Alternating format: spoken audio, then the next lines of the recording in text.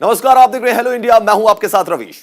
नमस्कार, आपके साथ मैं हूं चारुल शर्मा। बुलेटिन में सीधा रुख करेंगे इस वक्त की बड़ी खबर का। 5 दिवसीय आंध्र प्रदेश के दौरे पर हैं राष्ट्रपति द्रौपदी मुर्मू।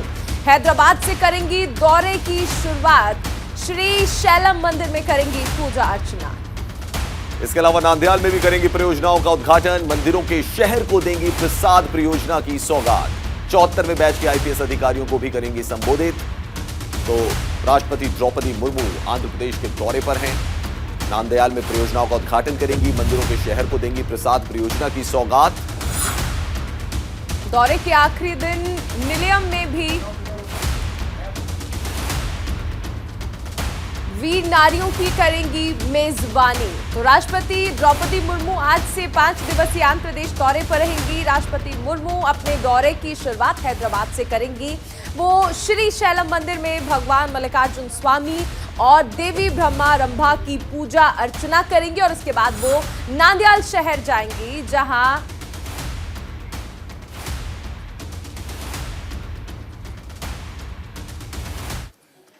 चलिए तो इस दौरे की जो खास चीजें हैं वो हम आपको बता रहे हैं, किस तरह ये 5 दिवसीय आंध्र प्रदेश का दौरा रहने वाला है और यहाँ पर उनके क्या कार्यक्रम रहने वाले हैं। यहाँ पर कई पर्यटन से संबंधित विकास की आधारशिला रखेंगी महामहिम द्रौपदी मुर्मू और उसके बाद राष्ट्रपति द्रौपदी मुर्मू 27 दिसंबर को हैदराबाद में केशव मेमोरियल एजुकेशनल सोसाइटी के छात्रों और सदस्यों को संबोधित करेंगी। जी हां, साथ ही सरदार वल्लभ भाई पटेल राष्ट्रीय पुलिस अकादमी का दौरा भी करेंगी, जहां वो 74वें बैच के आईपीएस अधिकारियों को संबोधित करेंगी। इसके बाद दौरे के आखिरी दिन यानी कि 30 दिसंबर को दिल्ली लौटने से पहले राष्ट्रपति मुर्मू निलयम में वीर नारियों की मेजबानी करेंगे। ये ग्राफिक्स के जरिए भी हम आपको बता रहे हैं किस तरीके का कार्यक्रम राष्ट्रपति द्रौपदी मुर्मू का रहने वाला है। 5 दिवसीय दौरे पर हैं वो आंध्र प्रदेश के। बिल्कुल, और शुरुआत देखिए हैदराबाद से की जाएगी और उसके साथ ही कई सारी परियोजनाओं का यहाँ पर आप देखिए लाभ आंध्र प्रदेश को मिलने वाला है। 1984 जो आईपीएस बैच रहा है उसे भी संबोधित करेंगी महामहिम द्रौपदी मुर्मू 5 दिवसीय आंध्र प्रदेश दौरे पर। जी हाँ, तो राष्ट्रपति द्रौपदी मुर्मू 5 दिवसीय आंध्र प्रदेश दौरे पर हैं, जिसके ग्राफिक्स के जरिए हम आपको उनका कार्यक्रम बता रहे हैं। बहुत सारी सौगात देने वाली हैं। आंध्र प्रदेश से वो दौरे की शुरुआत करेंगी, मंदिरों में जाएंगी, श्री शैलम मंदिर में वो जाएंगी वहां पर। इसके साथ ही साथ जो 1974 जो आईपीएस है उसको भी वहां पे संबोधित करेंगी और भी बहुत सारी सौगात जो है वो देने वाली है। चलिए बढ़ते अगली खबर की तरफ। पीएम मोदी वीर बाल दिवस कार्यक्रम में शिरकत करेंगे। जी हां, पीएम 300 बच्चों की मार्च पास्ट को हरी झंडी दिखाएंगे। गुरु गोविंद सिंह के बेटों की याद में यह दिवस मनाया जा रहा है। तो पीएम मोदी शिरकत करने वाले हैं। 300 बच्चों की मार्च पास्ट को दिखाएंगे हरी झंडी। गुरु गोविंद सिंह के बेटों की याद में मनाया जा रहा है दिवस। वजीर खान ने की थी श्री गोविंद सिंह के बेटों की हत्या। मुगल शासक औरंगजेब का गवर्नर था वजीर खान। गुरु गोविंद सिंह की जयंती पर पीएम मोदी ने यह ऐलान किया था कि साहिबजादों के साहस के लिए उन्हें श्रद्धांजलि दी जाएगी।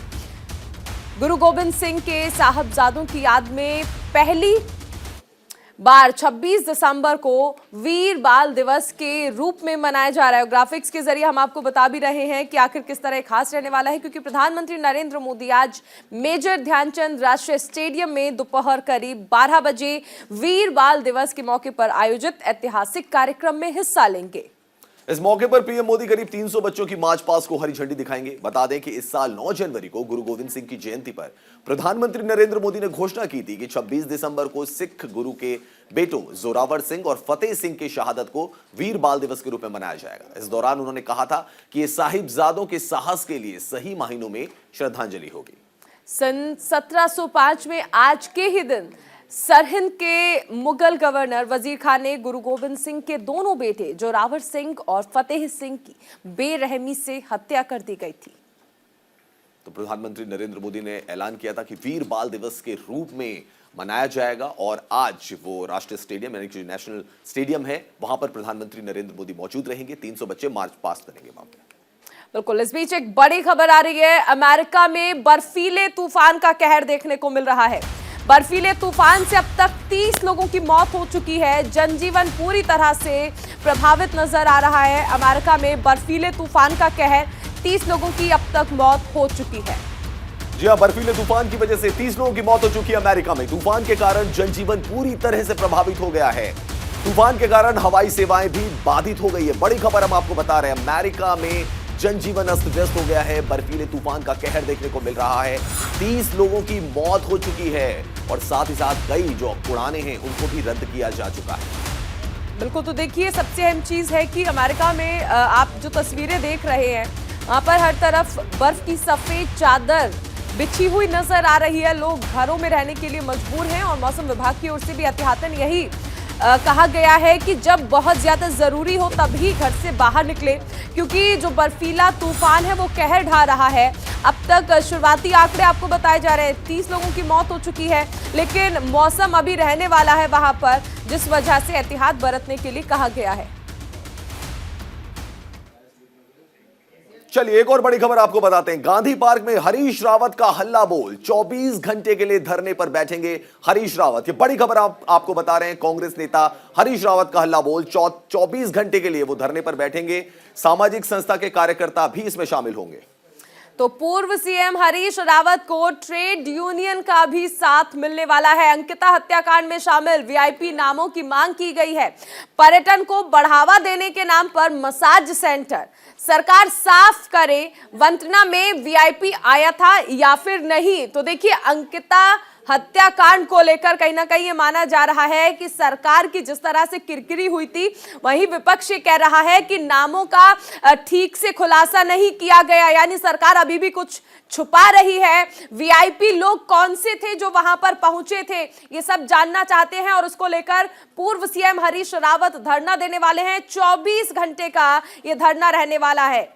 जी, अंकिता हत्याकांड को लेकर हरीश रावत धरना देने वाले हैं। उन्होंने कहा है कि जो वीआईपी लोग जाया करते थे उस रिजॉर्ट में, उनके नाम का खुलासा होना चाहिए। साथ ही साथ वो कह रहे हैं कि जो मसाज सेंटर बन रहे हैं उनको साफ होना चाहिए। उत्तराखंड के पूर्व मुख्यमंत्री हरीश रावत ने सूबे की बीजेपी सरकार के खिलाफ अपना दांव चल दिया है।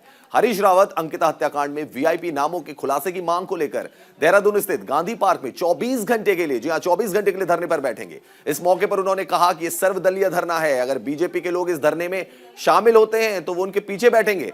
बता दें कि हरीश रावत का यह धरना आज रात से शुरू होगा और मंगलवार रात तक चलेगा। धरना देने का ऐलान करते हुए पूर्व मुख्यमंत्री हरीश रावत ने धामी सरकार पर निशाना साधा। उन्होंने कहा कि देवभूमि में पर्यटन को बढ़ावा देने के नाम पर रिजॉर्ट में स्पा और मसाज सेंटर चलाए जा रहे हैं, जिन्हें किसी भी हाल में स्वीकार नहीं किया जाएगा। साथ ही कहा कि सरकार जल्द साफ करे कि हादसे के दौरान वंतना रिजॉर्ट में कोई वीआईपी आया था या नहीं। प्रेस कॉन्फ्रेंस के दौरान हरीश रावत ने राज्य की सरकार पर अपराधियों को बचाने का आरोप लगाया। भूमि भी उदारवादी नीतियों के चलते रिजॉर्ट में स्पा सेंटर की आड़ में अनैतिक धंधे चल रहे हैं, तो हरीश रावत ने बड़े आरोप लगाए हैं। इस बीच एक और बड़ी खबर आपको बता दें, दिल्ली एनसीआर में घना कोहरा छाया हुआ है। सड़कों पर विजिबिलिटी पूरी तरह से कम हो चुकी है, जिसकी वजह से लोगों को परेशानियों का सामना करना पड़ रहा है। बढ़ते कोहरे के कारण वाहनों की रफ्तार थम चुकी है। लोग घरों में रहने को मजबूर हो चुके हैं। तापमान में गिरावट दर्ज की जा रही है। ठंड से बचने के लिए लोग अलाव का भी सहारा ले रहे हैं। सड़कों पर चलते समय खास ध्यान रखा जाए। ये हम आपको तस्वीरें दिखा रहे हैं। दिल्ली एनसीआर में सर्दी का सितम देखने को मिल रहा है। कोहरा लगा हुआ है, विजिबिलिटी कम हो गई है। तो कोहरे में क्या सावधानी जरूरी है, ये भी हम आपको बता देते हैं। अपनी लेन में चलें अगर आप गाड़ी चला रहे हैं, और दूसरे वाहन से उचित दूरी बनाए रखें। गाड़ी की स्पीड भी कम रखें और हेडलाइट को लो बीम पर रखें। फॉग लैंप का प्रयोग करें और इसके साथ ही गाड़ी के इंडिकेटर्स जो हैं उन्हें ऑन रखें। आगे पीछे रेट्रो रिफ्लेक्टर टेप भी लगवाएं। मैदानी इलाकों में नए साल पर ठंड का डबल अटैक देखने को मिल रहा है और ऐसे में हम आपको बता रहे हैं कि आखिर आपको क्या क्या सावधानी बरतने की जरूरत है, क्योंकि कोहरे के कारण लगातार कई हादसे हो रहे हैं।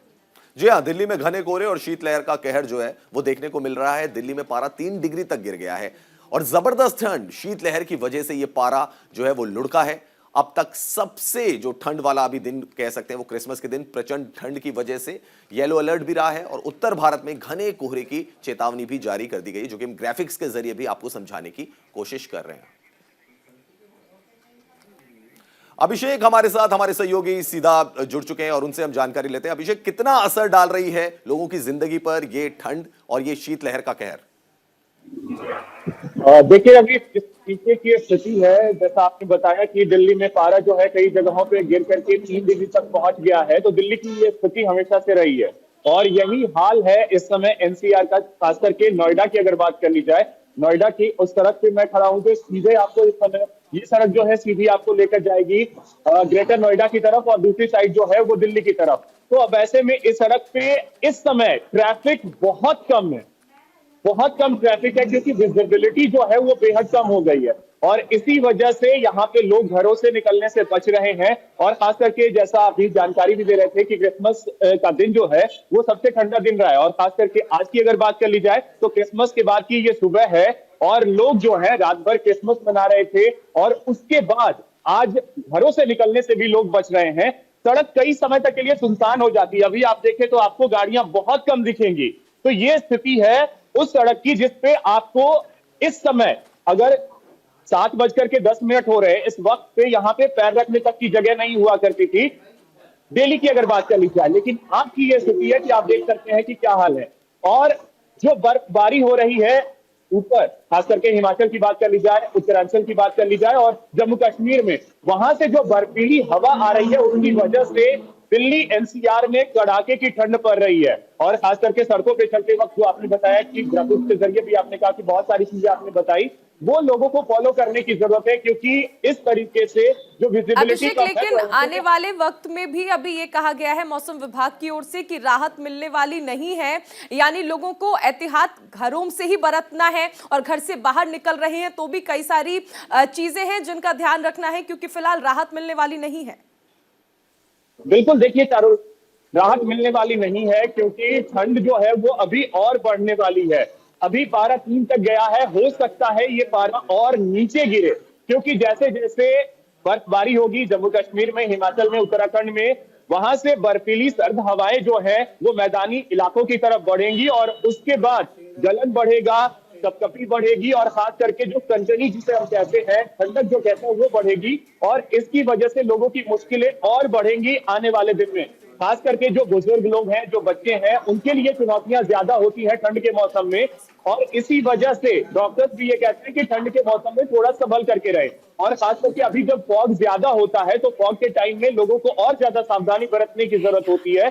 घर से तभी निकले जब बहुत ज्यादा जरूरी काम हो। चलिए अभिषेक, बहुत शुक्रिया आपका तमाम जानकारी देने के लिए। अभिषेक हमारे सहयोगी जानकारी दे रहे थे। दिल्ली एनसीआर में शीतलहर का कहर देखने को मिल रहा है, पारा काफी ज्यादा लुढ़क गया। क्रिसमस की रात की अगर बात की जाए तो क्रिसमस के दिन पारा 3 डिग्री तक पहुंच गया। कम विजिबिलिटी के कारण लोगों को काफी दिक्कतों का सामना करना पड़ रहा है। तस्वीरों में भी हम आपको दिखा रहे हैं, अलाव जलाकर यानी कि आग जलाकर लोग जो है वो ठंड से मुकाबला कर रहे हैं। तो दिल्ली एनसीआर में शीतलहर का कहर देखने को मिल रहा है। फॉग यानी कि कोहरा भी काफी सुबह जो है वो देखा जा रहा है। साथ ही साथ विजिबिलिटी भी बहुत ज्यादा लो हो गई है, जिसकी वजह से आवाजाही में भी दिक्कतों का सामना करना पड़ रहा है। और जैसा हम आपको बता रहे हैं कि अलाव का सहारा भी लोग ले रहे हैं। ये तस्वीरें भी आप देख सकते हैं, आग चलाकर मुकाबला कर रहे हैं ठंड का। लगातार ठंड बढ़ती जा रही है। और क्रिसमस की जो नाइट थी यानी कि रात थी जो क्रिसमस की, उसमें पारा 3 डिग्री तक पहुंच गया। अब ऐसे में जरूरी हो जाता है कि क्या क्या सावधानी बरतनी चाहिए। तो वाहन चालक अपनी लेन में चले, ये सावधानी हम आपको बता रहे हैं किस तरीके से। जब आप ड्राइविंग कर रहे हो तो आपको क्या क्या एहतियात बरतने चाहिए। दूसरे वाहन से उचित दूरी को बनाए रखें, गाड़ी की स्पीड को कम रखें क्योंकि विजिबिलिटी लो है, ऐसे में एक्सीडेंट्स बहुत ज्यादा हो जाते हैं। साथ ही साथ हेडलाइट को लो बीम पर रखें, हाई बीम पर हेडलाइट को बिल्कुल ना रखें, लो बीम को रखें ताकि दूसरा जो दूसरी तरफ से आ रहा है उसके चेहरे पर लाइट ना पड़े। फॉग लैम्प का प्रयोग करें, कई गाड़ियों में फॉग लैम्प दिए जाते हैं तो फॉग लैम्प का प्रयोग करें। गाड़ी के इंडिकेटर ऑन रखें यानी कि जो चारों इंडिकेटर है उसको आप ऑन रख सकते हैं। इससे भी जो आवाजाही है उसमें थोड़ी सी सहूलियत हो सकती है। आगे पीछे रेट्रो रिफ्लेक्टर टेप लगाएं ताकि वाहन जो है उसको आइडेंटिफाई किया जा सके।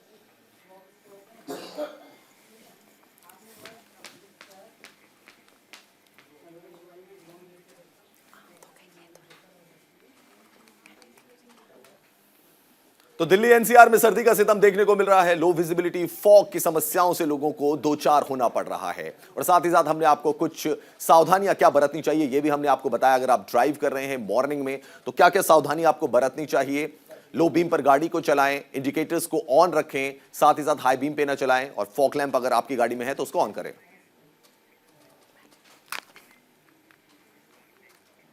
बिल्कुल, तो लगातार दिल्ली एनसीआर में सर्दी का सितम देखने को मिल रहा है। खबरों का सिलसिला इसी तरह से जारी रहेगा, लेकिन अभी रुकेंगे एक छोटे से ब्रेक के लिए।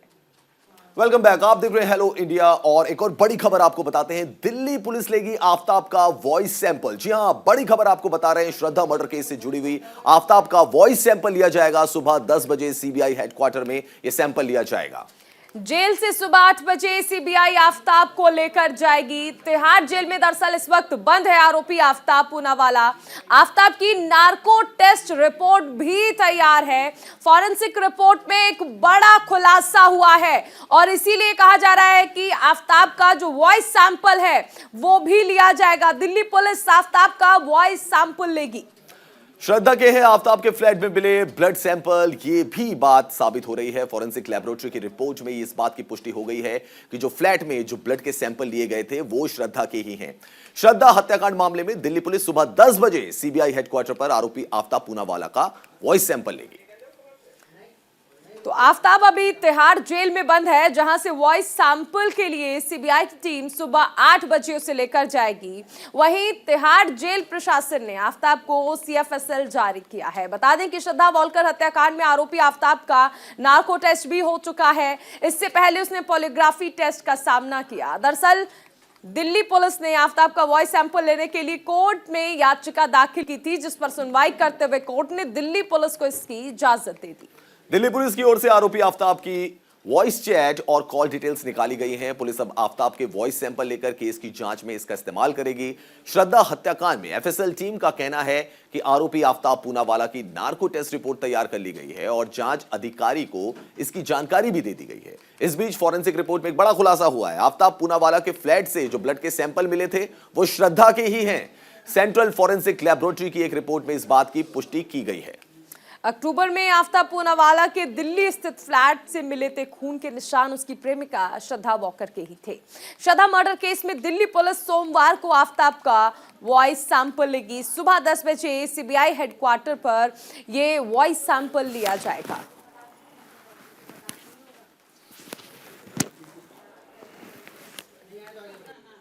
तो दिल्ली पुलिस को वॉइस सैंपल की इजाजत मिल गई है। दरअसल कोर्ट से ये पहले परमिशन मांगी गई थी।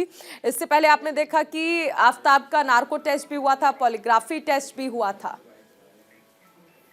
एक और बड़ी खबर आपको बताते हैं। बीसीसीआई की नई सिलेक्शन कमेटी के लिए आज इंटरव्यू होंगे। इंटरव्यू खत्म होने में करीब 10 दिन का समय लगेगा और ऑक्शन के कारण ये जो इंटरव्यूज थे इसकी प्रक्रिया में देरी हो गई थी। बर्खास्त चयन समिति ही करेगी टीम का चयन। अगले साल भारत श्रीलंका के बीच खेले जाएंगे मैच। तो बीसीसीआई की नई चयन समिति के लिए आज इंटरव्यू होंगे और इस पर बीसीसीआई अधिकारियों का कहना है कि जितने आवेदन मिले हैं उसमें कम से कम 10 दिन का समय लग जाएगा। ऑक्शन के कारण इस प्रक्रिया में थोड़ी देरी हुई है, लेकिन हम इसे तेजी से पूरा करने के लिए हर संभव प्रयास कर रहे हैं और इस पर जल्दबाजी में कोई फैसला नहीं लिया जा सकता। दरअसल बोर्ड न्यूजीलैंड सीरीज से पहले जल्द से जल्द सभी उम्मीदवारों के इंटरव्यू कराना चाह रहा है। वहीं सूत्रों के मुताबिक नई चयन समिति का गठन न होने के कारण बर्खास्त चयन समिति ही अगले साल भारत और श्रीलंका के खिलाफ होने वाली टी20 और वनडे सीरीज की टीम का चयन करेगी। बीसीसीआई अधिकारियों का दावा है कि नई चयन समिति का चुनाव ऑस्ट्रेलिया के खिलाफ होने वाले घरेलू सीरीज से पहले ही किया जाएगा।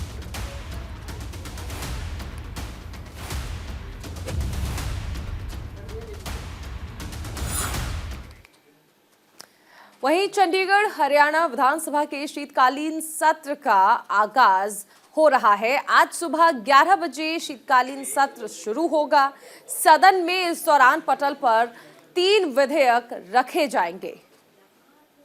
सत्र के हंगामेदार रहने के आसार हैं। सदन में एमबीबीएस की बॉन्ड पॉलिसी का मुद्दा भी गूंजेगा।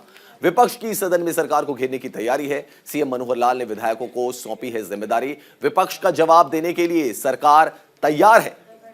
बिल्कुल, तो आज से हरियाणा विधानसभा के शीतकालीन सत्र का आगाज हो रहा है। शीतकालीन सत्र आज सुबह 11 बजे से शुरू होगा। यह सत्र 26 से 28 दिसंबर तक चलेगा। इस दौरान सदन के पटल पर 3 विधेयक पेश किए जाएंगे, जिसमें Haryana urban removal property validation of list, Haryana small town tax और म्युनिसिपल टैक्स वैलिडेशन शामिल है। सत्र के पहले दिन ही सदन में एमबीबीएस की बॉन्ड पॉलिसी का मुद्दा गूंजेगा। तो हरियाणा विधानसभा का शीतकालीन सत्र शुरू हो रहा है। 26 से 28 दिसंबर तक ही रहेगा। 3 विधेयकों पर यहां पे चर्चा हो सकती है और हंगामेदार रहने के आसार हैं, जैसा कि हम आमतौर पर आजकल देख ही रहे हैं कि विधानसभा सत्रों हंगामा होता है। और इस बीच एक बड़ी खबर आ रही है। आज आरएसएस की बैठक का आखिरी दिन है। आरएसएस प्रमुख मोहन भागवत भी इसमें हिस्सा लेंगे। बैठक में कई कार्यक्रम होंगे जिसमें तमाम कार्यकर्ता जो हैं वो मौजूद रहने वाले हैं। 2025 में आरएसएस की स्थापना के 100 साल पूरे हो जाएंगे। राष्ट्रीय स्वयंसेवक संघ के प्रमुख मोहन भागवत ने 25 दिसंबर को गुजरात में संगठन के सौराष्ट्र क्षेत्र के कार्यकर्ताओं को बैठक में हिस्सा लिया। यहां उन्होंने जमीनी स्तर पर संघ के आधार, उनके कार्यालय के विस्तार पर उनका मार्गदर्शन भी किया। वहीं सभी गांव में आरएसएस के सौराष्ट्र क्षेत्र प्रचार प्रमुख पंकज रावल ने कहा कि भागवत 3 दिवसीय बंद दरवाजे की बैठक में कच्छ सौराष्ट्र क्षेत्र में आरएसएस समन्वयकों को मार्गदर्शन प्रदान करने के लिए अंजार की यात्रा पर हैं, जो आज यानी कि 26 दिसंबर को शाखाओं की स्थापना पर ध्यान देने के साथ खत्म होगी। साथ ही ये बैठक सोमवार शाम को समाप्त होगी। रावल ने आगे कहा कि आरएसएस प्रमुख के दौरे का उद्देश्य स्वयंसेवकों को जमीनी स्तर पर संगठन के आधार का विस्तार करने के लिए मार्गदर्शन करना होगा। तो हेलो इंडिया में इतना ही। आप देखते रहिए न्यूज़ इंडिया।